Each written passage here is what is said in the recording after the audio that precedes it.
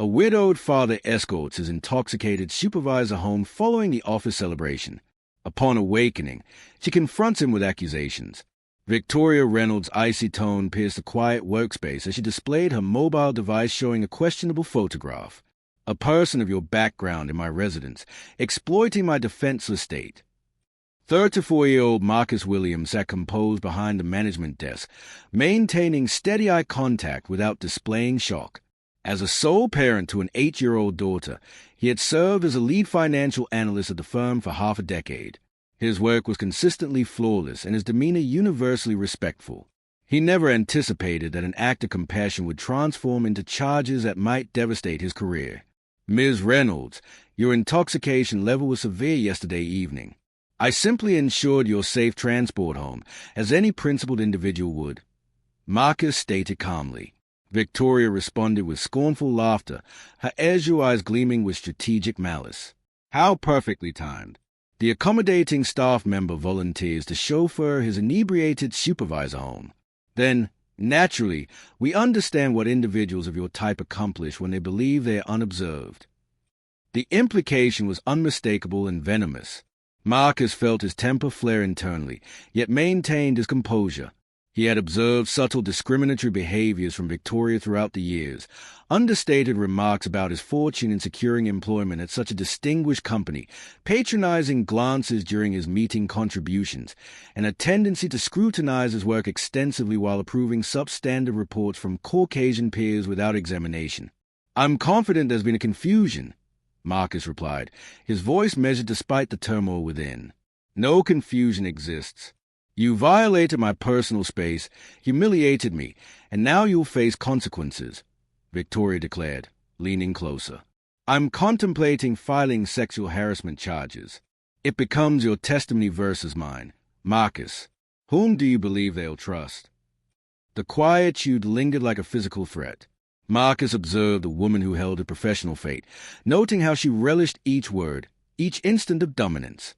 She remained unaware that he had documented every moment of the previous evening, from discovering her weeping in the company restroom to safely delivering her home, ensuring every respectful action was recorded. What if I mentioned having evidence that nothing improper occurred? Marcus inquired gently. Victoria chuckled dismissively. Evidence? What proof could someone in your position possess against someone of my stature? Marcus simply smiled, an expression containing years of forbearance, tactical thinking, and intellect that Victoria had completely misjudged. He understood this confrontation would eventually arrive. Individuals like her inevitably expose their authentic character when feeling absolutely powerful. While Victoria continued discussing consequences and resignations, Marcus contemplated his daughter awaiting him at home, the unfairness she encountered daily, and the strategy he had begun formulating long before this exchange. Victoria moved swiftly to establish a narrative. The subsequent Monday, Marcus entered the workplace to encounter peculiar stays, hushed conversations, and a frigid environment absent the previous Friday. She had strategically planted destructive seeds of suspicion. Marcus, we must speak, declared Jennifer from personnel, approaching his workspace before he activated his computer. A formal grievance has been filed against you. Walking through the corridor, Marcus noticed colleagues avoiding eye contact, as if he carried something contagious. Victoria had selected her word precisely, never direct accusations easily disproven, but suggestions severe enough to permanently damage his reputation. In the HR office, Victoria sat regally, flanked by 2 corporate attorneys. Her expression was predatory, radiating confidence of someone who had never lost a business confrontation. Mr. Williams. Jennifer began uncomfortably. Ms. Reynolds claims you conducted yourself inappropriately when transporting her home after the company gathering. She possesses compromising images. Which images? Marcus interrupted serenely.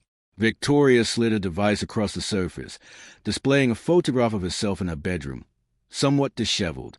You placed me in this vulnerable circumstance, Marcus, a man alone with a helpless woman. Marcus examined the photograph with clinical detachment. Fascinating. Who captured this image?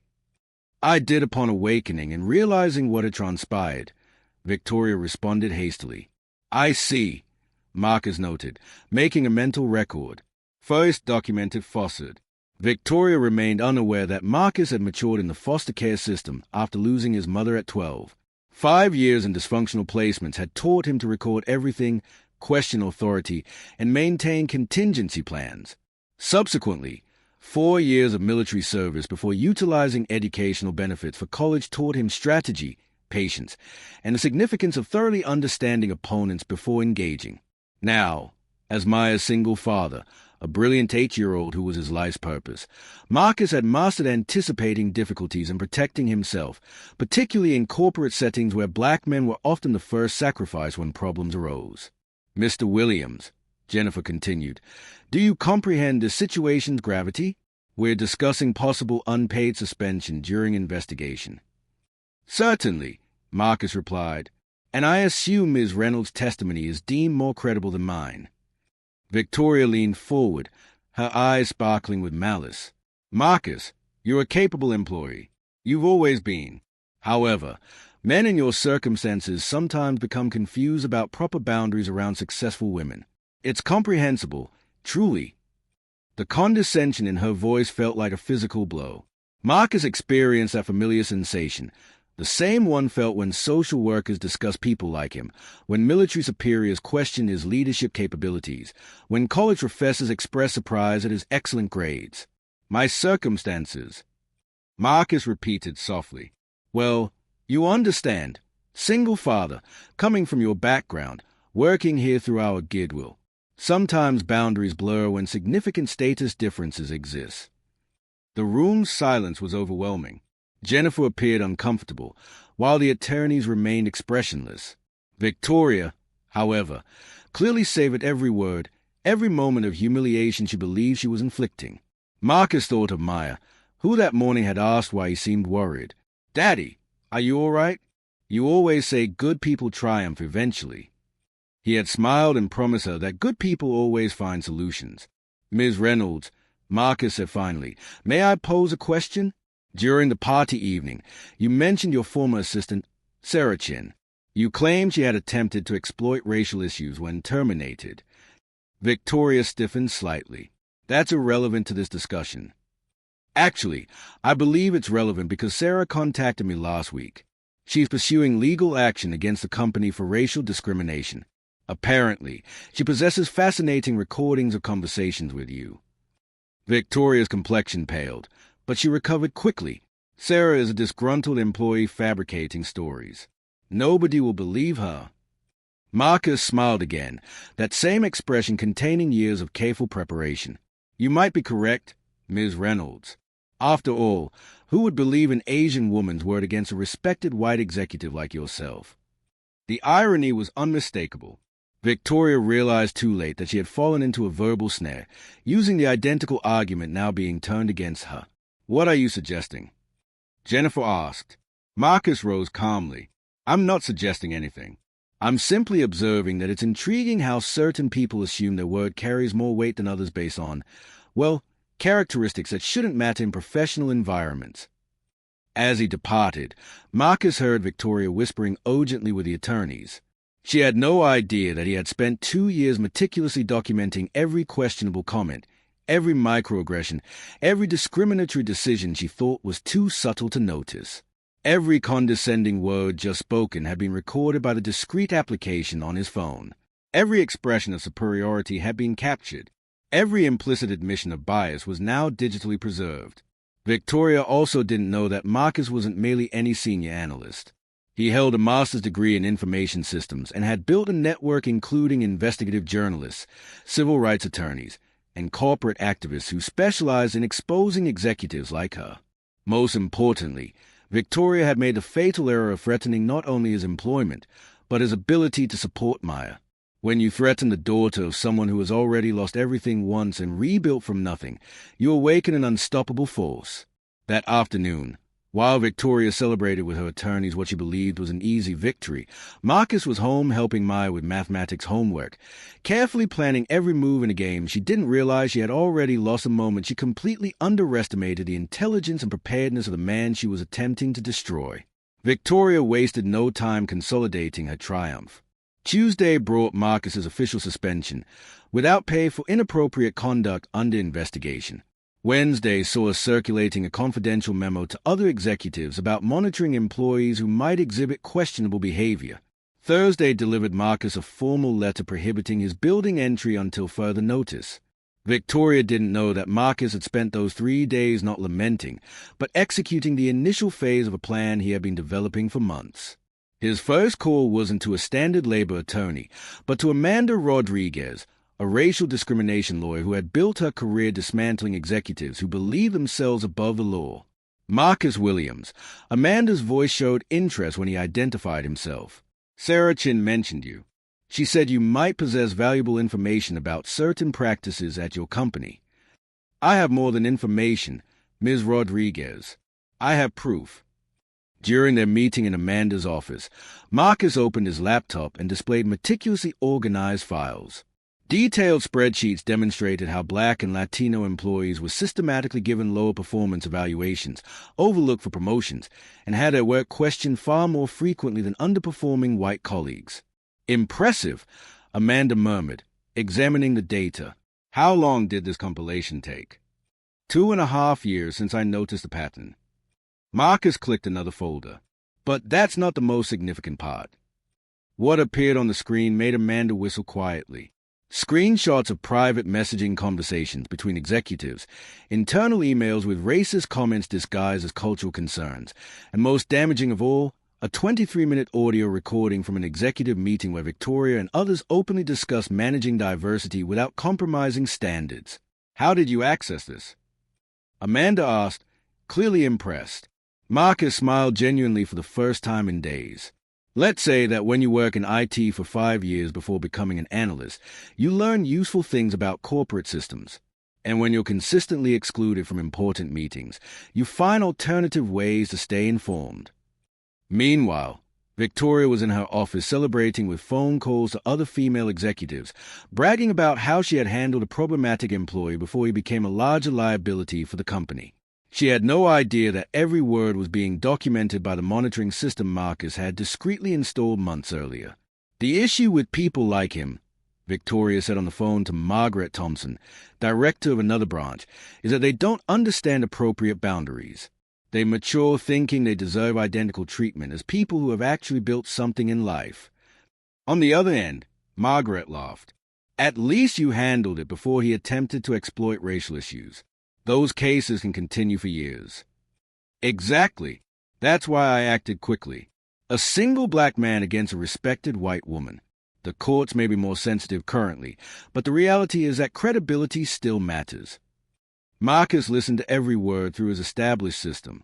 Each comment was automatically transcribed and marked with date and time. Victoria was creating her own downfall without realizing it. That afternoon, Amanda called with news. Marcus, I've discovered something interesting.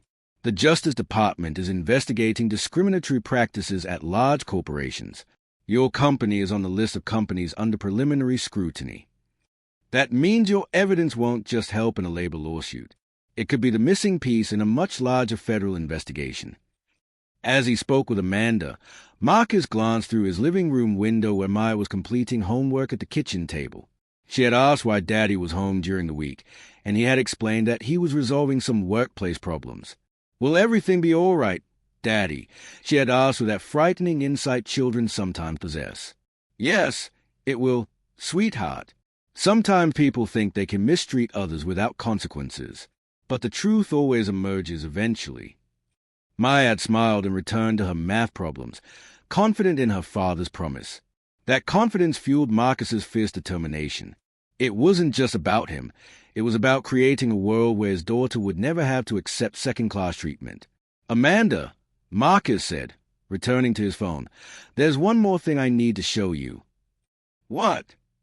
The recording of my conversation with Victoria yesterday. Her entire performance about men like me and status differences.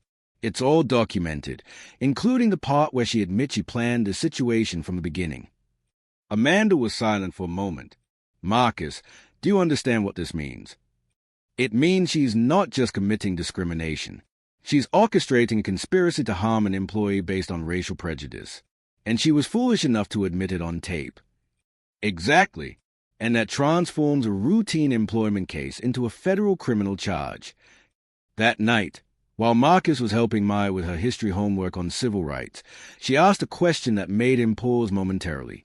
"Dad, why do some people think they are superior to others just because of their skin color?" Marcus chose his words carefully. "Sometimes, Maya, people who have never had to struggle for anything think that their easy life means they are special. They forget that we're all equal. And what do we do when we meet people like that?" Marcus smiled, thinking of Victoria celebrating a victory that would soon become her total ruin.